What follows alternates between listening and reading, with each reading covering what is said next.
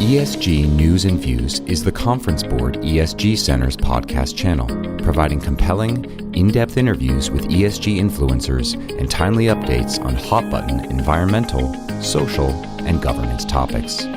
Listen in to stay in the loop with current happenings and learn best practices in sustainability, corporate citizenship, and governance. Hi, this is Paul Washington, Executive Director with the ESG Center at the Conference Board.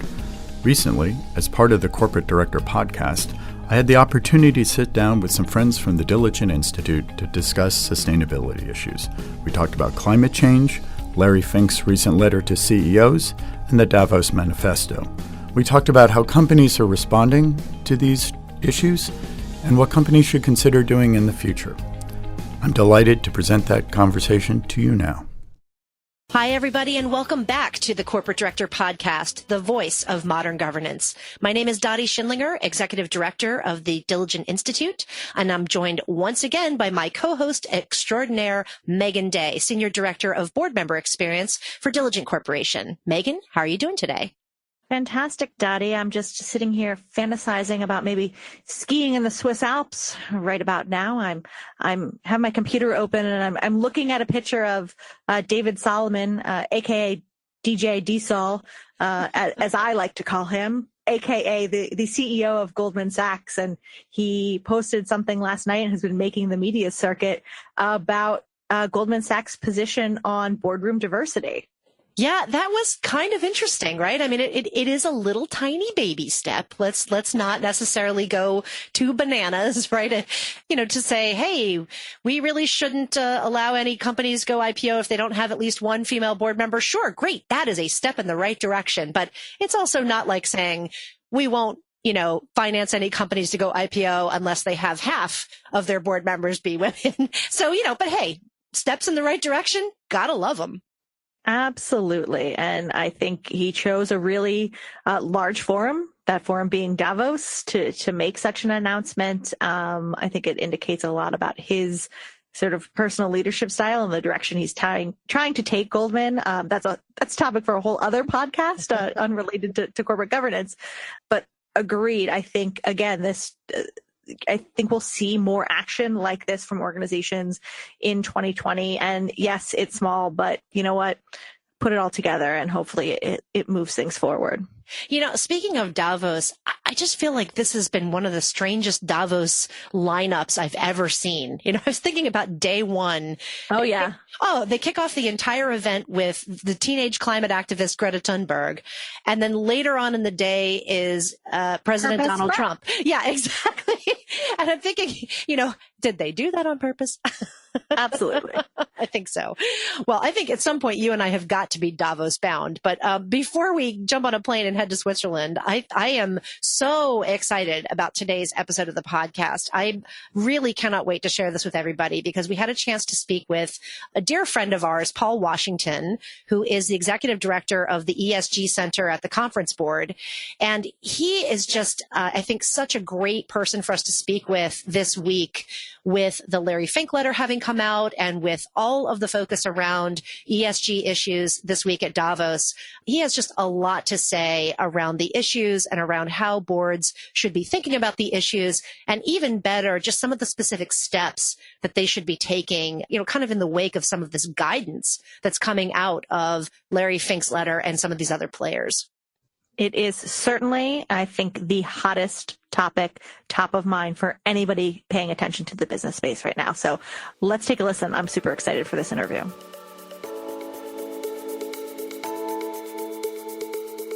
Joining us on the podcast today is Paul Washington, Executive Director of the ESG Center at the Conference Board.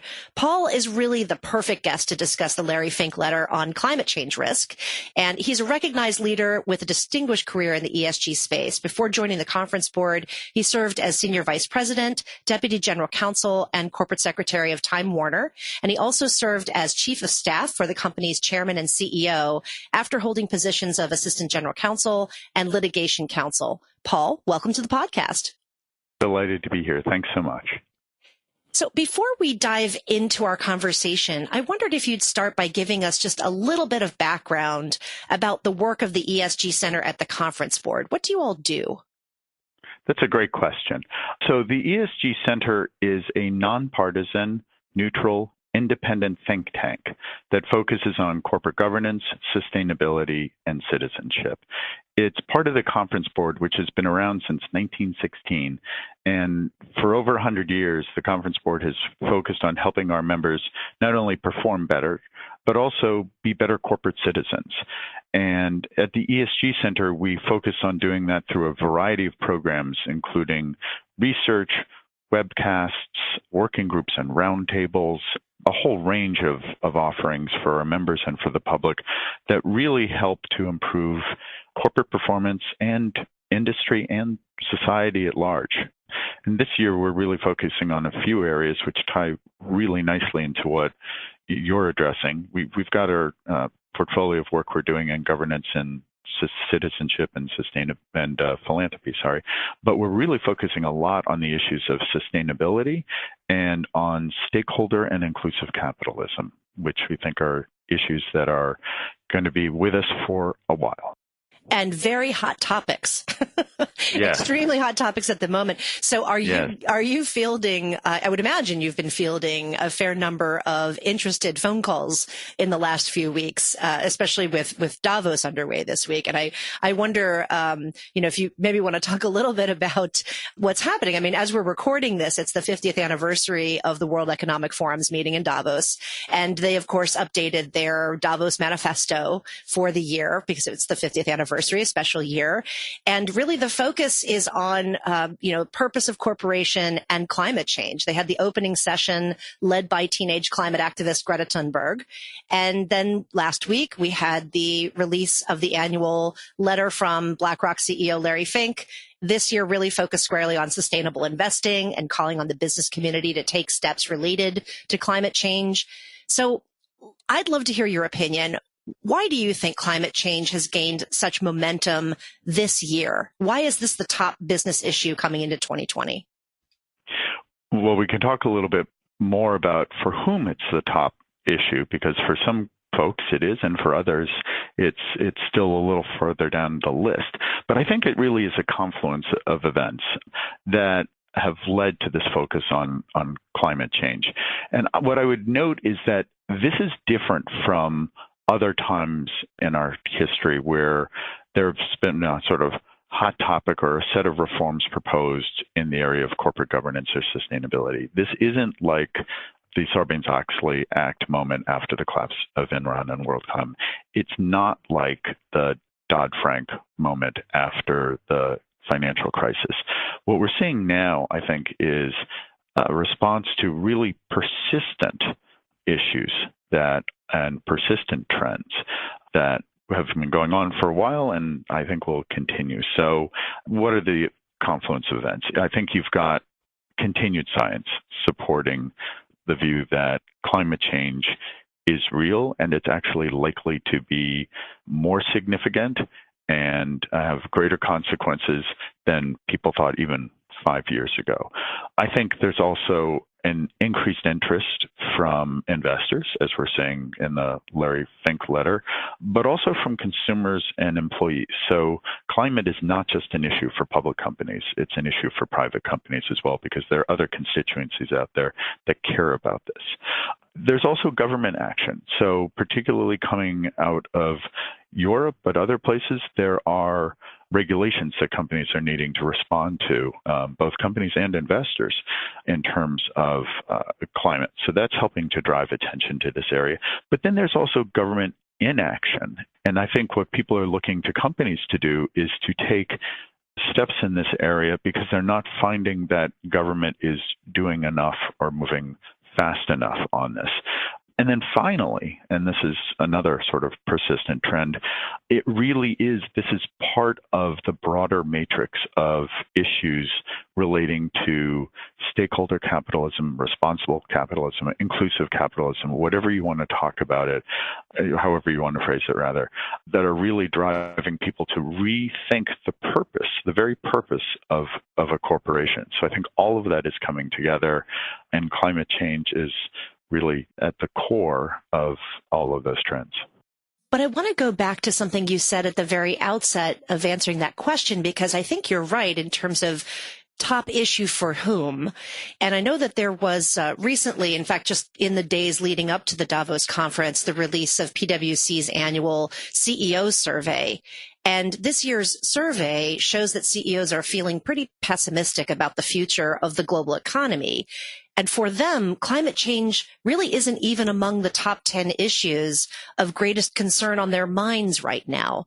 So I'm curious to know your thoughts about that. Why do you think CEOs are not really as focused on climate change as the number one risk facing businesses this year as you would sort of think they might be, given the attention that's being paid to it by other parties? Great question. And I would say that the conference board also recently did a survey. It's part of what we call the C-Suite Challenge, where we interviewed over 1,500 C-suite executives around the world, and including 740 CEOs on this very topic of what are their hot button issues, what are their main concerns. And if you look at what happened, climate change on a global basis moved up a little bit from the 11th most important issue to the 9th. But there are still a lot of other issues that sit above that. So recession risk, global trade, more intense competition, a tight labor market, more demanding consumers. Those sort of more economic related issues are all up there. You also have geopolitical issues. So there's global political instability, the declining trust in political and policy institutions. Those rank above climate change. And I think it shows that, CEOs have a lot of different risks on their mind, and the ones that are really paramount are the ones that are directly involving the economy. Climate change is, from that perspective, sort of a second order event. It's going to have, and as I think the Fink letter, illustrates, it's going to have an important impact on the economic landscape over time, including in the reallocation of capital. But it's not a first order economic issue, at least viewed by a lot of CEOs who have tons of stuff on their plate. Do you think that differs a bit for corporate directors? I'm curious to know sort of where the disconnect might be happening, because I do feel that we hear a bit more from corporate directors that as they look out across the landscape of areas of risk, climate change might be one of those things that is on their minds, because it does touch so many different parts of the business and parts of the future prospect of the business. I'd be curious to know from the report that you did, I know it was focused on the C-suite, but do you have any sort of sense for if there's any type of a difference from the corporate director landscape versus the C-suite landscape? It's a great question. And I think that you have directors who are, it's hard to generalize about corporate directors, right? There are those who see their job as focusing on risks that may not be top of mind for management, right? And for those directors, they've got a sort of broader perspective, and they're saying, well, hey, we really ought to be looking at this risk, and what are we doing about climate change? There are other directors who may be even climate skeptics, and so for them, it's further down the list. I mean, one thing I would say, even with respect to CEOs or frankly directors, I think you're going to see this issue move up in their consideration set of matters that they're concerned about, and I think that's going to be one of the impacts of the Fink letter, as well as other investors weighing in here, because as there is the prospect of investment capital shifting toward more sustainable industries and more sustainable companies within those industries, that's going to get everyone's attention. So I think directors, there's probably a greater diversity of views right now, perhaps, on the topic, but I think for everyone, it's going to move up on the agenda. So I want to dive in a little bit more to the Larry Fink letter, because I think it's interesting to talk about some of the specific recommendations that he's making in that letter, as I think it might, give some useful insight into where things may be heading. Now, it's interesting, of course, because I think there's a bit of a U.S. bias to the recommendations, given that there's been a number of different provisions in other countries for a number of years already around disclosures of metrics related to environmental sustainability. However, it's interesting to see that BlackRock is now making a decision to require companies to publish disclosures in line with the Sustainability Accounting Standards Board, SASB guidelines, and or disclose a similar set of data that is relevant to their business by the end of the year, which I think is a pretty tall order. And then also to disclose climate-related risks in line with the Task Force on Climate-Related Financial Disclosures, TCFD, recommendations by the end of the year. So let's talk a little bit about the complexities of trying to meet those standards within a 1-year time frame. How are companies going to do that? No, look, I think his letter is going to give a boost to those frameworks. But this is a real challenge for companies. And frankly, it's a multi-year challenge for them to get right, because there are several different reporting frameworks out there, as you know. And we recently put out a report here and did a webcast on sustainability reporting on a global basis. And one thing that we found is that the GRI reporting framework and then the UN Sustainable Development Goals actually remain the most popular frameworks out there. We've seen, you mentioned TCFD, that has really increased in popularity. SASB hasn't. So, I think the Fink letter will give a boost to SASB and TCFD, but it's really part of a broader challenge that companies are facing, and there's a tension here that they're trying to deal with. On the one hand, companies are trying to report in a way that satisfies various stakeholders, including investors like BlackRock and others who support these different frameworks. And the investors understandably want comparability in terms of reporting, so they can see, this is how this company compares to this company within this industry. This is how this industry compares to another industry. And they like some degree of consistency in their reporting. So companies need to respond to that. At the same time, what we're hearing from an awful lot of companies is that there's actually reporting fatigue. There's fatigue of trying to satisfy all these different reporting frameworks. There's fatigue from trying to address, there are about 200 different rating agencies out there that will evaluate your sustainability disclosures. And what companies really want to do, and in many ways is in the best interest of shareholders and other stakeholders, is to tell their sustainability story authentically in a way that reflects that particular company's priorities and their circumstances and their impact on climate and so forth.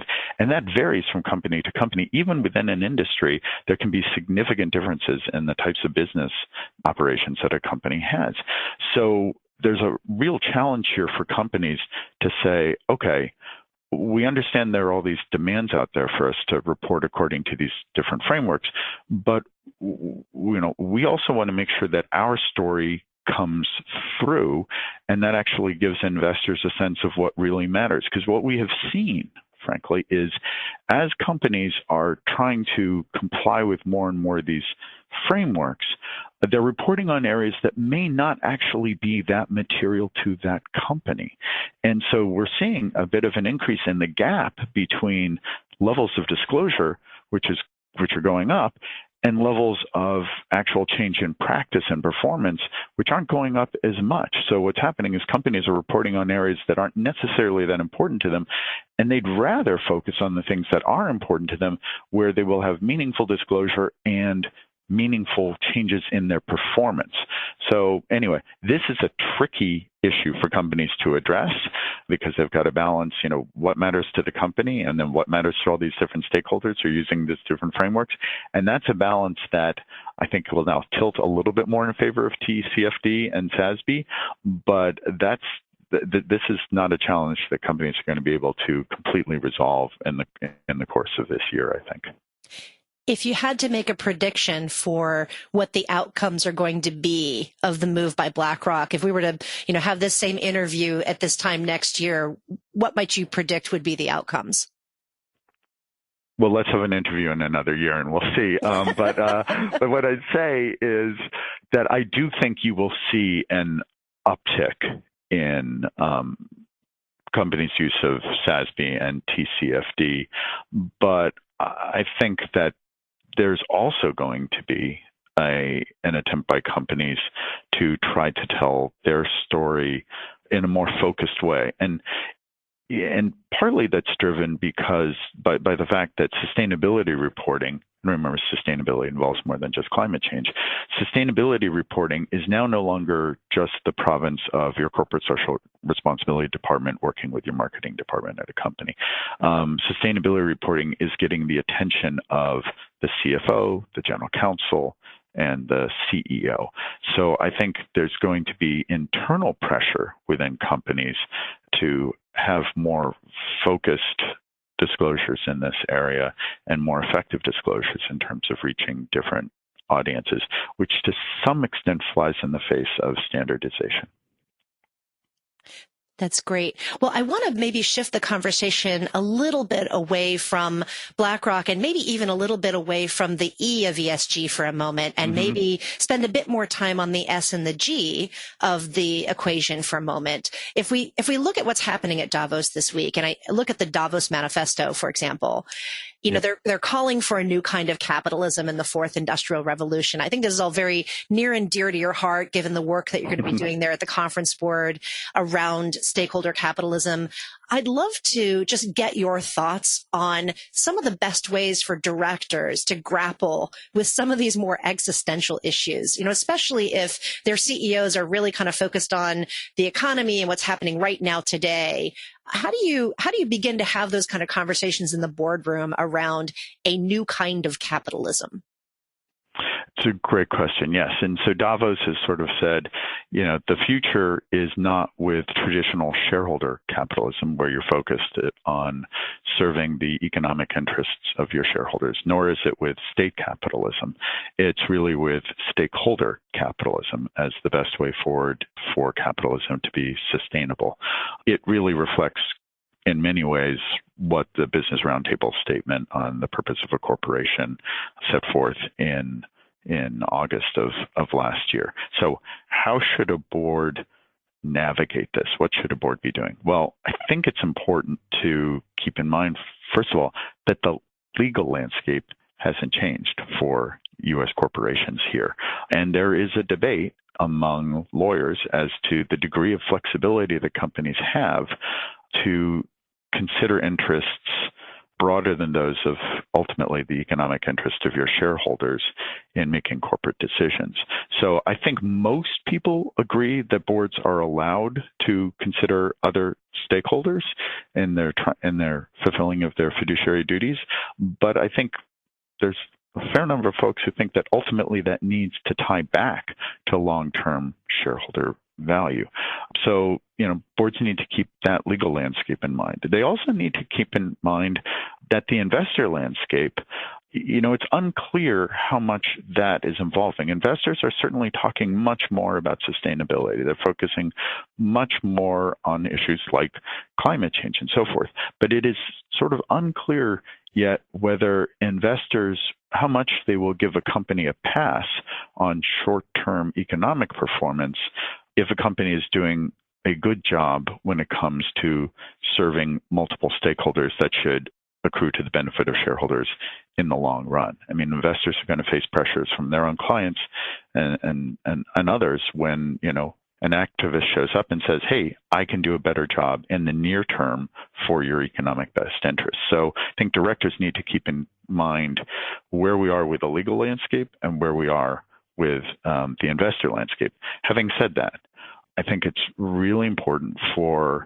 perhaps it starts with the Nominating Governance Committee as they're looking at their board composition and their board processes and their board structure to say, all right, we are entering into an era of stakeholder capitalism within the bounds of law and within the bounds of investor expectations. So what does that mean in terms of our composition?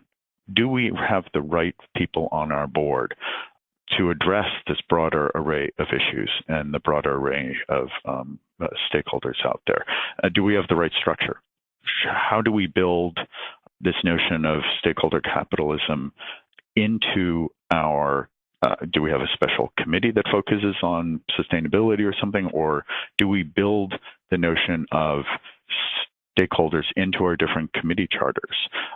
What kind of information do we need to get as a board to help track some of these, the non-financial factors that can affect the long-term performance of the company? What do those reports look like? Who provides those reports? But I think the most important thing that directors can do is to ask management how they are thinking about these long-term factors, how management is thinking about responding to stakeholders. Because I think that's, no matter what the board is doing on its own in terms of its own composition and practices and so forth, the key question is to say, okay, management, what do you think? And that's a question that doesn't happen at a committee level. That's really a question to bring up in the full boardroom. I think that's really great guidance. Thank you so much for that. And so I think before we leave this interview, there are 3 questions that we like to ask all of our guests, because we're always looking for good recommendations that we can share with our audience. But first, I want to ask you a question that I think is a good segue from what we've been talking about, which is, what do you think is going to be the biggest difference between boardrooms today and 10 years from now? I think boardrooms will be populated by people who are younger and more diverse and who are looking at their role more in the light of stakeholders and not just stockholders.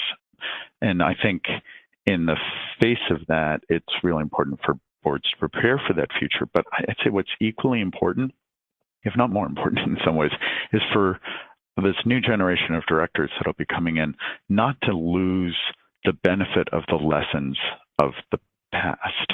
You know, we don't want to lose what we all learned during the financial crisis. We don't want to lose what we learned during Enron and WorldCom.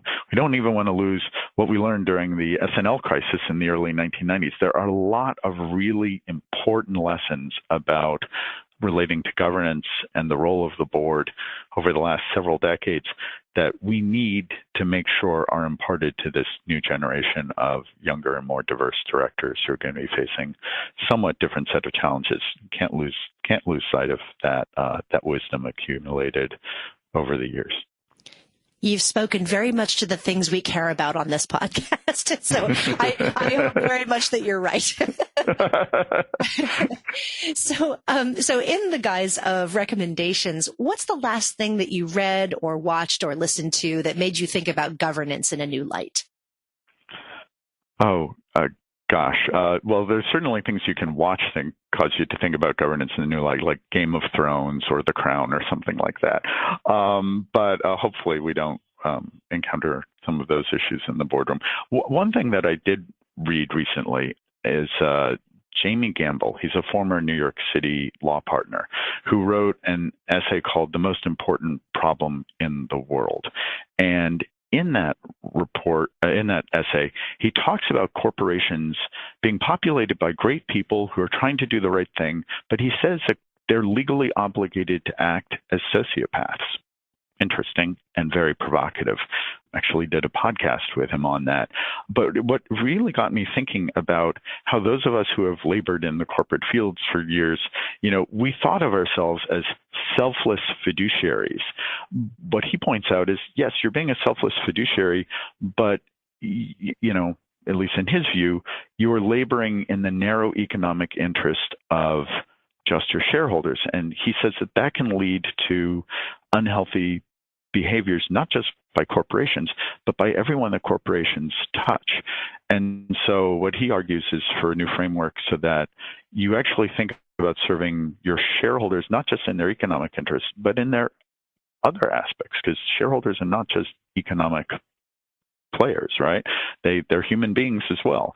And so it was provocative in its subject matter and its phrasing, but I think it does touch on something that's really core to anyone who works in a corporation, which is how do you make sure that what you're doing is not only serving your shareholders' economic interests, but actually also serving society, because everyone who works at a company is working for a place that has been given a license to operate by society. So you can't lose sight of that broader obligation. And I think his essay is really provocative in that regard. Would you mind repeating his name again? And if you have the title of that essay, we will try to put a link to that on the podcast page. Great. Sure. His name is Jamie Gamble, and the essay is The Most Important Problem in the World. And if you want to link to one of our podcasts, we did 2 podcasts on it. One is called Are Corporations Sociopaths? And the second one is If They Are, What Do You Do About It? Wonderful. We will absolutely link to all of those things on the podcast page. Those are great recommendations. Thank you. Right. Well, Paul, let's before we leave the interview, let's find out a little bit about you. I wonder if you would share with us what your current passion project is. Well, other than trying to bring up a 4.5-year-old son, which is something that I care deeply about, and it brings me great joy, I'm going to be completely nerdy here. What I'm really passionate about is my job. It's wonderful to have come to a place that can combine my background in the corporate world, where I was for 20 years, my background in government, my background as a professor for 15 years, my sort of 3 decades of experience on nonprofit organizations, and to come to a place where I actually get to focus on big issues like what's the role of a corporation in today's society. And in light of that, what should directors, what should executives, what should investors be doing differently? I think this is a really pivotal moment for corporations worldwide. And to be able to work on something that I actually do care deeply about on a daily basis is really a privilege. Sorry, that's kind of a geeky answer, but it's the truth. We are very supportive of geeky answers here on the podcast, particularly when they come from fellow government nerds. So thank you very much. Exactly. We all have our little governance beanies. That's right, yes. We're going to have to come up with a secret handshake. Exactly. Well, Paul, thank you so much for joining us on the podcast. It's been such a pleasure speaking with you today. It's always a delight speaking with you, and I'm really grateful to have the opportunity. Thank you. It's been my pleasure to be joined today by Paul Washington, Executive Director of the ESG Center at the Conference Board. Paul, thank you again so much. Thank you. Thank you so much for that interview, Dottie. Paul is really fascinating, has a great perspective on this, and I think that really comes through in the interview. I was sort of chuckling at one point when he's talking about how to make this become more practical at the board level. Does it manifest itself in a committee? What information do you need? And he's really wearing his corporate secretary hat there. But I think those are such important questions to make this tangible, actionable, and really effective for organizations. Well, that's one of the reasons why I love speaking with someone like Paul on issues like this, because, he's got this incredibly interesting background, right? He was a professor for a number of years. He worked in the corporate space for a number of years as a general counsel and a corporate secretary. Now he's working at this think tank. He worked in government for a number of years. So he comes at this from this really broad set of perspectives, and he's kind of been in the trenches, and he's been on the academic side, and he's been on the day-to-day side. And so he looks at every issue from all those different lenses. And it was just great to have him do that with us on the podcast, kind of share with us his philosophical ramblings about things, as well as his more practical thoughts about things. What should they actually do? Let's kind of get down to brass tacks here. How are they actually going to even attempt to implement something like SASB in the course of a year? And I think he's articulating, he's like, look, it's probably not going to be possible. They're going to have to really figure out what is the right approach. And he's right to say that SASB is not really the norm right now. It is one of many different sets of metrics available out there, one of many different sets of reporting styles out there. And so, sure, from an investor standpoint, having every company use the same set of metrics and benchmarks is extremely helpful and useful. But if it's not the thing that is most in vogue, that is going to be a big curve. That's going to be a steep curve for companies to try to meet. Well, I think a great compliment to Paul's interview is the interview I did with Claire Wardle a couple of months ago. We'll link out to that on our episode page too. But she is someone, she's leading practices internally for Coca-Cola European partners and has actionized a lot of the things that Paul was sort of talking high level about. Yeah, that's right. Yeah, she is really terrific as well. And I know with Coca-Cola European partners, they have been doing quite a bit over the years to try to integrate really everything about their ESG philosophy and strategy into every part of the business, from, how they think about compensation to how they think about measuring success as a company. I mean, just sort of everything. I mean, it's all through the supply chain. It's everywhere. So they do have some great stuff written up on their site. And, another company that I think is just doing some very interesting work around this set of issues, and it's a private company actually, is the company Mars, the candy company. Oh, yeah. Private family-owned company, but they are, in my opinion, pretty far out in front, pretty far out in the vanguard, actually, in terms of their sophistication around their ESG and in particular their sustainability disclosures. And they're not really being forced to do that by anyone. They've just decided that it's something that they want to do. And if you haven't had a chance to check out their ESG disclosures on their website, I would strongly encourage you to check that out. What they're doing is really fascinating. And as a company that works in chocolate, they use a lot of chocolate. A lot of their supply chain is tied to parts of the world that are struggling to get potable drinking water, really experiencing some pretty dramatic changes as a result of global climate change, parts of the world that have severe poverty issues. So there's a lot that they are doing around ESG tied into how they measure success as a company. And I would encourage you to check out the stuff they have on their website about it. Great suggestion. I think we're going to be talking about, as you guys mentioned in the interview, this idea of stakeholder capitalism throughout the duration of this year. I think there's going to be so much more to say about that issue. I expect to see a lot of things coming out this year written about the topic. I think it'll be very interesting to see too how boards grapple with this issue. I mean, I know one of the big criticisms of the Business Roundtable last year was that a lot of people signed on to it, and then there was sort of this, okay, we signed it, we're good feeling out there. At least that was, kind of how it was being portrayed in the press, that, people signed a letter and then not much else changed. But it's going to be interesting to see, we're coming into another year where that drumbeat is just getting louder. And so I can't wait to see what kinds of structures and processes boards begin to experiment with to try to truly grapple with some of these more existential issues, because they're not generally things you see on the board agenda, right? There's a lot of other tactical day-to-day stuff that you have to deal with. And yet these are still things that stakeholders are expecting boards to think about and to have answers on. And so I'm curious to know how they're going to approach that. I think we're going to see a lot about that this year.